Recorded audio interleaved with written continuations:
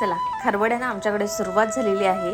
तुमच्याकडेही झालीच असेल, कारण उन्हाचे दिवस तर चालू झालेले आहे आणि ऊन म्हटलं तर वाळवणीचे पदार्थ आलेच. खारवड्या आपल्या सुकलेल्या आहेत आणि आपल्याला काढायच्या आहेत. तुम्हाला दाखवते एक नवीन ट्रिक, ज्याने की खारवड्या फक्त 5 मिनिटात काढून होते. चला दाखवते.